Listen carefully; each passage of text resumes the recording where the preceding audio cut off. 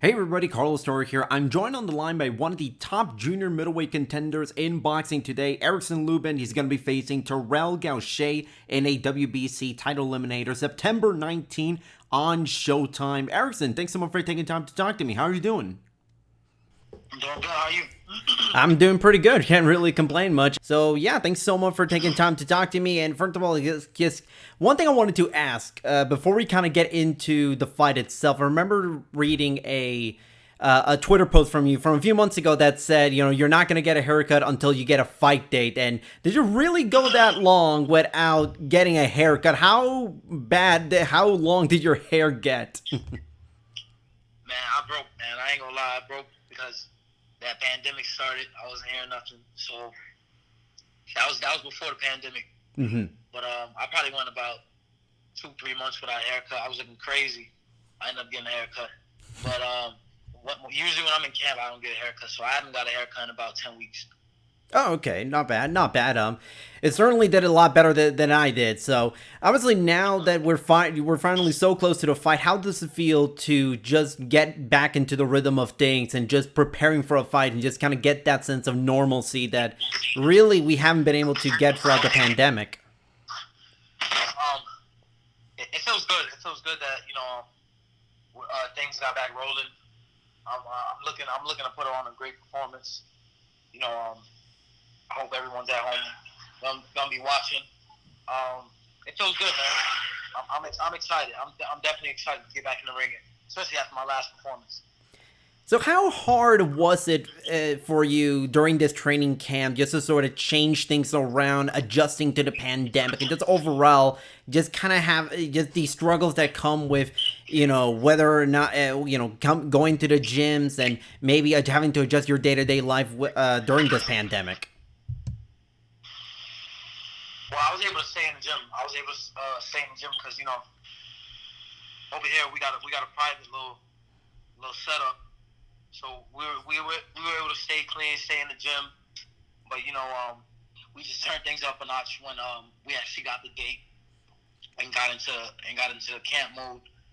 But yeah, it was a little difficult at first because can't be around certain people, and then you gotta sacrifice and stay away from sometimes even some family members, and you know it was difficult at first, but got used to it, and it's all gonna be worth it next Saturday.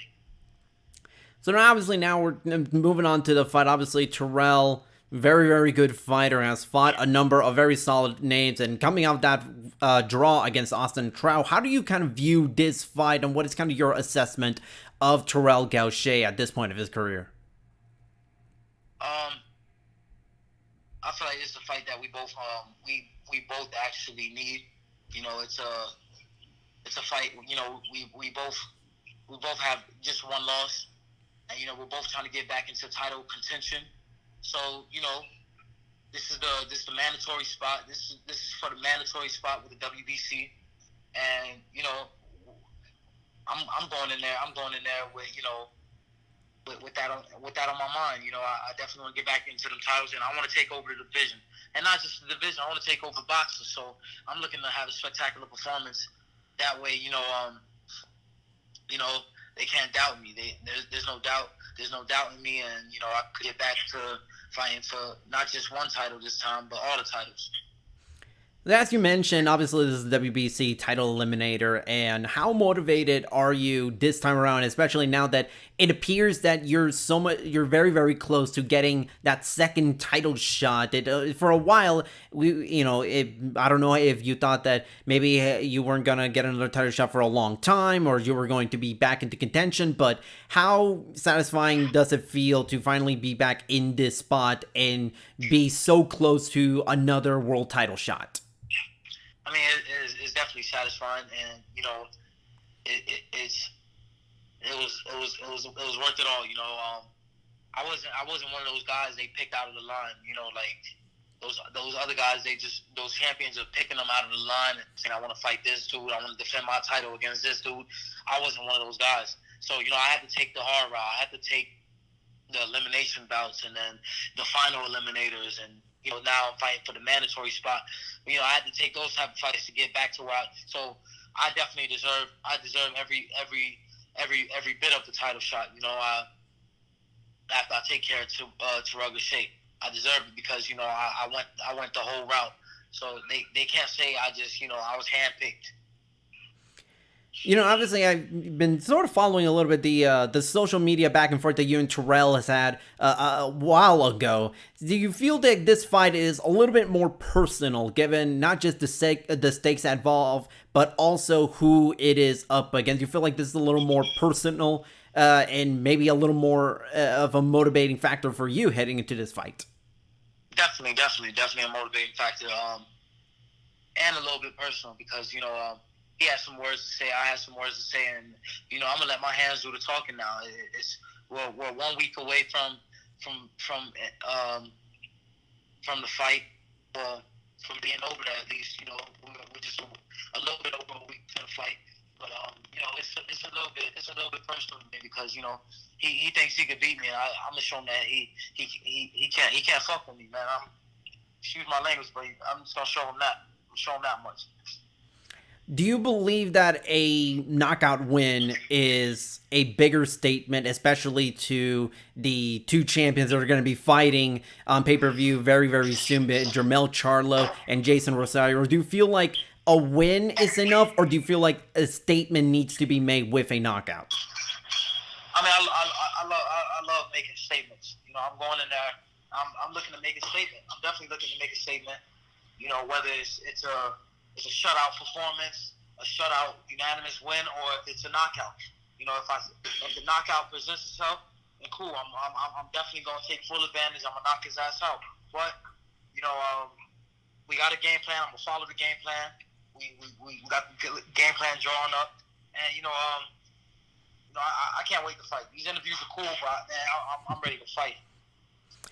Obviously, you're on this 4-fight win streak. You've beaten Nathaniel Gallimore. You've beaten Ishii Smith. You've beaten Zakaria too.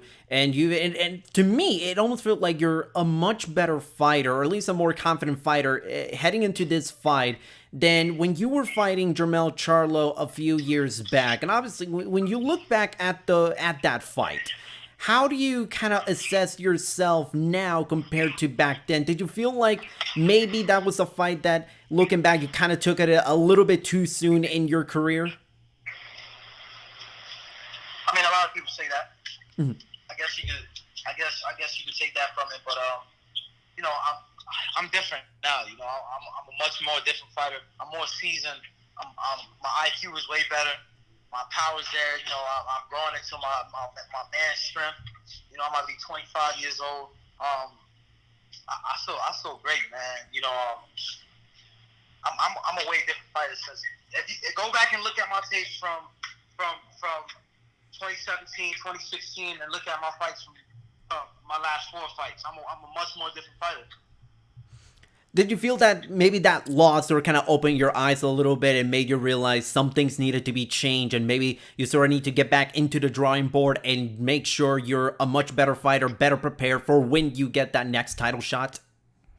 Yeah, for sure. I knew that I needed to make some changes, and I just needed to get out of my hometown. And I got with Kevin Cunningham, and he just brought my game to another level. He got my IQ levels at an all-time high. I just feel like my game's at an all-time high. I feel like I'm young, man. I'm young, and I'm ready to show that I'm one of the best in this weight class, if not the best. How important, how vital has Kevin Cunningham, as you just mentioned, been to your development, especially in the last couple of years? Because obviously Kevin Cunningham, one of the best trainers, in my opinion, in the sport right now. So how vital has he been in this win streak? Man, very, very vital. He's a hands-on trainer, man. He's there every step of the way throughout training camp. Everything, man. He's behind me in the car when I go run. He's with me at personal training, and he's there in the boxing gym going hands-on work. We work on a game plan. We work on it nonstop. It just becomes, like we do it so repetitious that it's muscle memory, and everything we do is just like it has a reason behind it. And, he's been big help in my career, not just inside, but also outside the ring. So, just having him in my corner is a big confidence booster. Do you sort of have a final prediction as to maybe what round you want to finish off Terrell Gausha? Is there an idea in mind of when you think this is going to be the round that I'm going to finish Terrell Gausha? I don't have no specific round. Like I said, let's just capitalize off his mistakes. When he makes a mistake, I'm gonna capitalize off of it, and I'll be able to do some damage from there. If it's a shutout win, it's a shutout win. If I knock him out, I'm gonna knock his ass out. Lastly, if he makes a mistake, I'm gonna knock him out. All right. Lastly, do you have a prediction, or is there a favorite in your mind in between Jermell Charlo and Jeison Rosario? Do you want the Jermell Charlo rematch, or do you kind of prefer whoever comes out on top with the 3 world titles? That's who you want to face. Whoever comes out with the 3 world titles is who I want to face. But I do think Charlo will beat him. All right, Erickson, thank you so much for taking time to talk to me. Best of luck in your fight against Terrell Gausha on Showtime, and best of luck in your career. Looking forward to seeing you back in the ring. Thank you, Carlos.